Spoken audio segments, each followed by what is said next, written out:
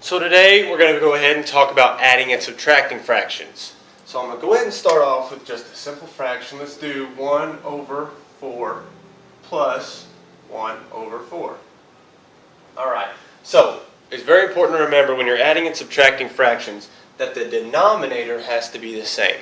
In this case we have 4 as our denominator, and in both fractions it is 4. So yes, this fraction is ready to be added. If this fraction had 4 over here and 3 over here, we could not add those fractions until we done the next step. We'll get into that here in a little bit. But right now, these fractions are ready to be added up. So we have 1 over 4 plus 1 over 4. As your denominator, it does not change. Your denominator will still be the number 4. The numerator will change. You add the two numerators together, 1 plus 1 equals 2.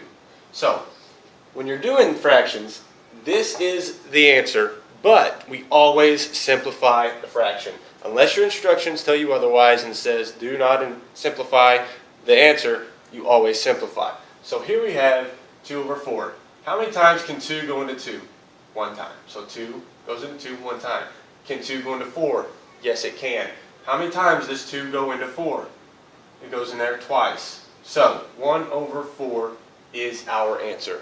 1 over 2 is our answer. 1 over 2, 1/2 is our fraction. So let's go ahead and do a subtraction problem. 3 over 7 minus 2 over 7. Here again, we have to look at the denominator. Remember, the denominator has to be the same.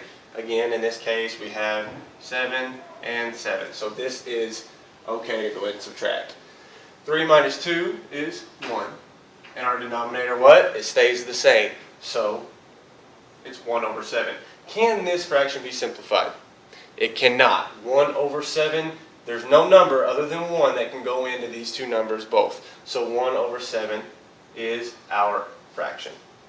Alright, let's go ahead and move on to, now we need to understand what the least common denominator is. Least common denominator. That is the number that both, let me go ahead and write a fraction, then we'll explain it.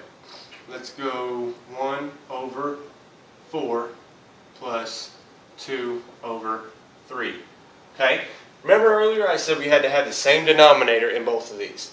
Well, here we do not. Now, 3 and 4. Let's see. What can we do to get both of these the same? Now, that's where the least common denominator comes into play.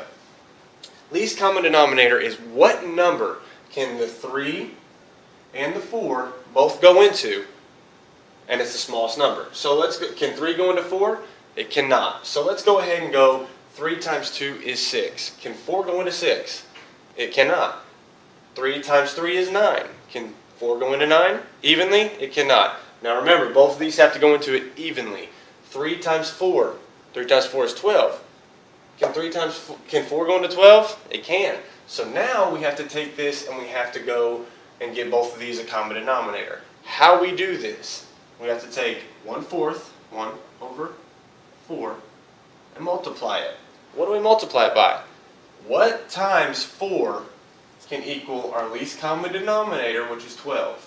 What times 4 can equal 12? Well, 4 times 3 equals 12. So we multiply our denominator by 3. Now, if we multiply our denominator by 3, we have to multiply our numerator by 3. So we're going to multiply it by 3. Alright? When multiplying fractions, you do not have to have the same denominator. That is only for adding and subtracting fractions. Remember that. So 4 times 3 is 12. And 1 times 3 is 3. Alright, now we have done our next step. 3 over 12. Remember, do not simplify this fraction. If we simplify this fraction right here, it's going to take us right back up here to 1 over 4. Okay, and we don't want that. We want to go ahead and get the answer as a whole. So our new fraction will be 3 over 12 plus what number? We don't know this number yet, because now we have this answer, but what is 2 over 3? We have to do the same thing. Take 2 over 3 multiplied. What times 3 can equal our least common denominator, which is 12? Okay, so we have already found out that 4 times 3 equals 12. So if 4 times 3 equals 12, 3 times 4 equals 12. And if you're confused at all, just start going 3 times 2 is 6, 3 times 3 is 9, 3 times 4 is 12. Go ahead and go through the process if you have to. But 3 times 4 is 12. Now if we multiply the denominator by 4, we must also multiply the numerator by 4. Alright, 3 times 4 is 12. 2 times 4 is 8. Now this will be our new fraction. This is the next step. We have completed our next step. So we go ahead and we come up here to 3 over 12 plus 8 over 12. I'm going to go ahead and erase all this. That way it's a little neater for you to understand. So 3 over 12 is our new fraction plus 8 over 12, which is our other new fraction, equals. Now, these have the same denominator. They are ready to be added. Remember, 12 stays the same. We just move it on over to our answer. And 3 plus 8 is what? 3 plus 8 is 11. Can this be simplified? This is our solution unless it can be simplified. 3 over 12 cannot be simplified. So 3 over 12 is our answer. Okay. So guys, I'm going to go over it again, and I'm going to do the same thing, except I'm going to do one just a little bit easier than that one. Let's do 1 over 4 plus 1 over 2 equals. Now, 1 over 4 plus 1 over 2. Now, earlier we had 3 over 4, or 3 and 4, but now we have 2 and 4. Is there a number, these two, out of the 2 and 4, that could be our least common denominator? Well, can 4 go into 2? It cannot. Can 2 go into 4? It can. So now this number, it is okay. 1 over 4 is fine. So this will be our new our new equation, our new problem. 1 over 4 plus, but now we have 1 over 2.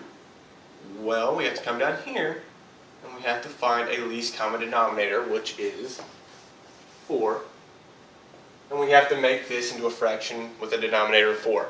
So what times 2 will make a denominator of 4? 2 times 2 will make a denominator of 4. So if we multiply the denominator by 2, we must multiply the numerator by 2. So 2 goes at the numerator as well. 2 times 2 is 4, and 1 times 2 is 2. This is our new fraction. We must bring it up here and continue to finish the problem. Now that our denominators are the same, we can continue. 4 and 4, it moves on over. Because this is addition or subtraction, the denominator continues over. 1 plus 2 is 3. Can this be simplified? 3 over 4. It cannot. So 3 over 4 is our answer. Now I want you to remember that when you are adding and subtracting fractions, the denominator has to be the same. When you're multiplying and dividing fractions, it does not. So don't get those two confused. Adding and subtracting, the denominator must be the same. If the denominator is not the same, you must find the least common denominator. Alright? And whatever you multiply the denominator by, you must multiply the numerator by. Alright? Do not simplify that until you get both of the problems, both of the fractions added or subtracted together, and then simplify your one answer. Alright? Take some time, work on the problems assigned, and if you have any questions, we'll come back tomorrow in class and we'll go over this together. But I really want you to get comfortable with adding and subtracting the fractions and finding the least common denominator.